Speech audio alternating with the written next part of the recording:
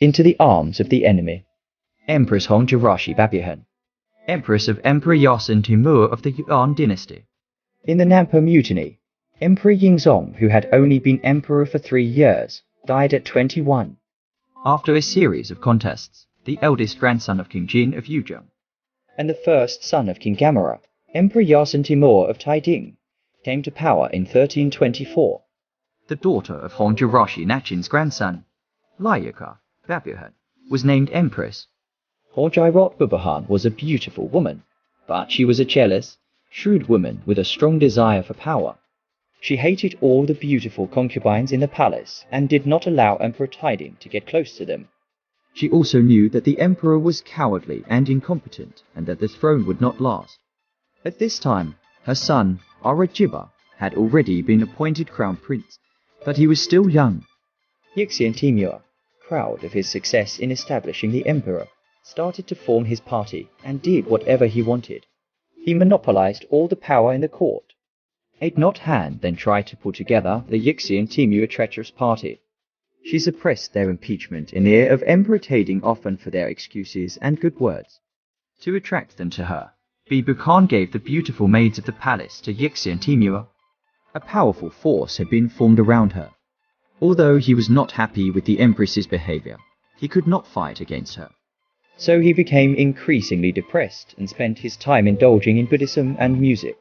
At this time, King Yan Kuang offered his twin daughters, Babuhan and Secretary, to the emperor to win his favor.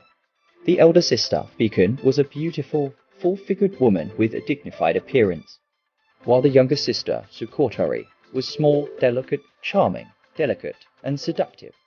The two sisters entered the palace, taking turns accompanying Emperor Taiding.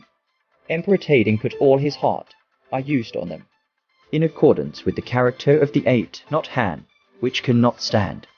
Once, when Emperor Taiding did not go to the morning court, she angrily entered the Quihua West Pavilion, where the two concubines lived. The two consorts rushed to escape from the side door. She would be in tears, counting the emperor's greed for flowers, good sex, and misuse of the dynasty. Emperor Taiding was so frightened that he swore he would never favor these two concubines again. The emperor's internal and external difficulties could not be reversed, so he turned all his thoughts to hunting. One day, Emperor Taiding went out to hunt. Suddenly, a storm was coming, and the storm covered Emperor Taiding. The weak Emperor Taiding fell ill. In 1328, he died at the age of 36. After his death, the battle for the throne began. Yuan Timur, known as Xiao Azu, began to play his hand.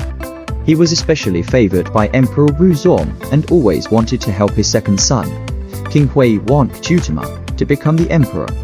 He was also waiting for the right time to gather the courtiers and troops. She did not despair at the current situation and believed she could support the falling sky with her power. Currently, she is in the Shangdu for Emperor Taiding's funeral. She quickly sends envoys to the capital, ordering the flat chapter of the government minister Yubadura to take charge of the seal of the 100 divisions and pacify the officials and people of the capital. She with her son Aurangzeb departed for the capital. However, when Yuan Timur learned the news, he took advantage of it.